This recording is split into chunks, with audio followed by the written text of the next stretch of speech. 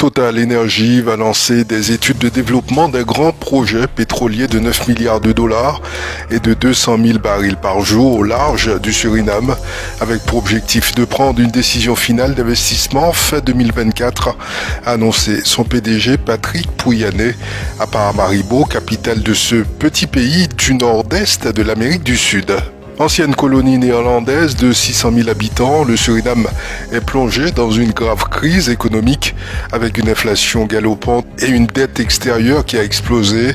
Le pays attend avec impatience l'exploitation de réserves de pétrole qui s'annoncent importantes et pourrait le transformer en Eldorado. Le bloc offshore 58 du Suriname est situé à proximité de l'immense zone d'ExxonMobil dans l'ouest du Guyana et devrait devenir le premier projet pétrolier offshore du Suriname. Selon le communiqué, le pétrolier français est l'opérateur du bloc 58 avec une participation de 50% du côté de l'américain IPI Corporation. Bruno Le Maire a annoncé le 14 septembre 2023 que la croissance économique, bien qu'elle continue de progresser en 2024, sera moins robuste que prévu. Les prévisions initiales tablaient sur une croissance de 1,6%, mais elles ont été révisées à 1,4%. La croissance risque donc d'être moins forte que prévu, mais supérieure à celle attendue pour 2023, soit 1% selon le gouvernement, environ 0,9% selon la Banque de France et l'INSEE. Pour faire face à l'endettement croissant de la France, le gouvernement a identifié des économies potentielles de 16 milliards d'euros pour le budget 2024.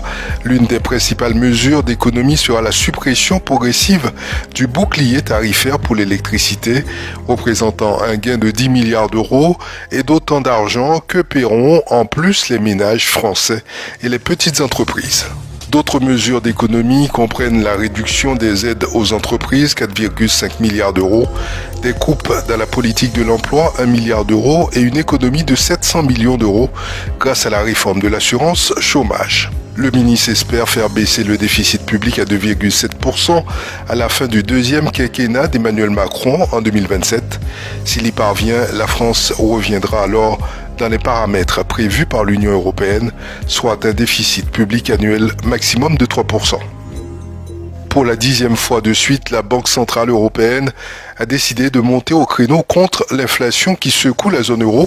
En effet, le taux de dépôt, principal indicateur de la politique monétaire, s'établit désormais à un taux inédit de 4%. C'est une décision marquante, d'autant plus qu'elle intervient dans un contexte où la croissance du produit intérieur brut semble s'essouffler. De plus, la BCE ne fait pas les choses à moitié en portant les taux de refinancement et de facilité de prêt marginal à respectivement 4,50% et 4,75%. Elle signale clairement son intention de freiner une inflation qui semble ne pas avoir à se calmer. Je cite, l'inflation continue de ralentir, mais devrait toujours rester trop forte pendant une trop longue période, a commenté l'institution, mettant en exergue la nécessité de cette série de hausses.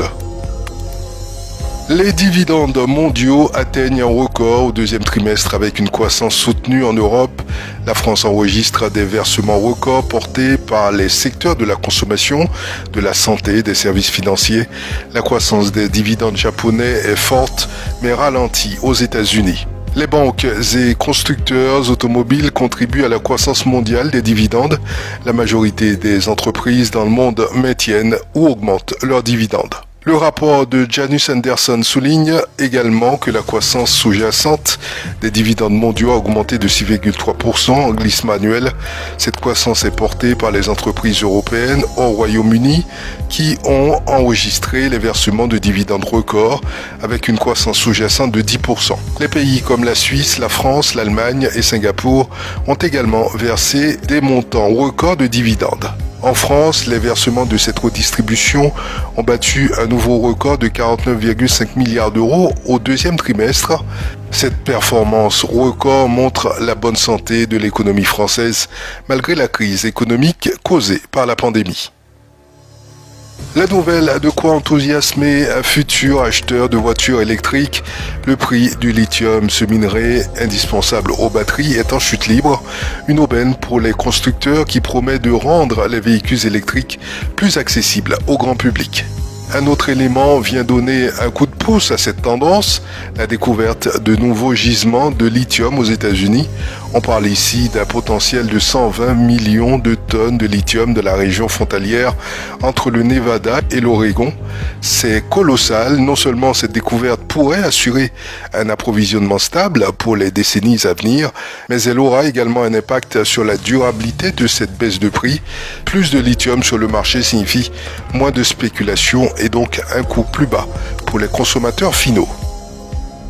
Le pianiste Denis Lapassion, auteur et compositeur, a accepté de retranscrire une partie du vaste répertoire du compositeur Lionel Suga, découvert aux archives territoriales en 2021.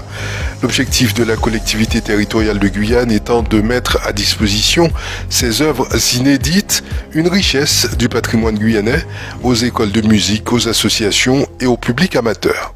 Une mission en partie achevée après plusieurs mois de travail à l'occasion de la restitution officielle d'un premier livret de partitions se tient ce concert pour piano. Ce n'est pas la première fois que le pianiste a effectué ce travail pour lequel il a fait des études. Cela lui a permis, alors qu'il se trouvait en Europe, d'écrire des partitions et des retranscriptions pour tout type d'orchestre. Il faut se rappeler que Denis Lapassion a écrit plusieurs albums qui font sa réputation internationale. La Charbonnière, quartier historique de Saint-Laurent-du-Maroni, subit d'importants travaux depuis janvier. La plage, autrefois point de départ majeur vers le Suriname, se métamorphose en une zone piétonne dynamique, tout en préservant son riche patrimoine culturel. Depuis vendredi, la plage est sécurisée par des grilles limitant l'accès des véhicules et des voyageurs se rendant à Albina. Mais ce n'est que le début, la vision est claire, transformer cette zone en une place piétonne vivante. Les habitants et les visiteurs pourront bientôt profiter d'activités de loisirs, de culture et d'animations diverses. Des kiosques dédiés à la restauration, à l'artisanat et au commerce local seront mis en place, ajoutant une dimension économique à cet espace. Des espaces de stationnement seront également aménagés autour de la future place. C'est la fin de ce flash, je vous remercie de l'avoir suivi et à demain sur Radio Mayuri.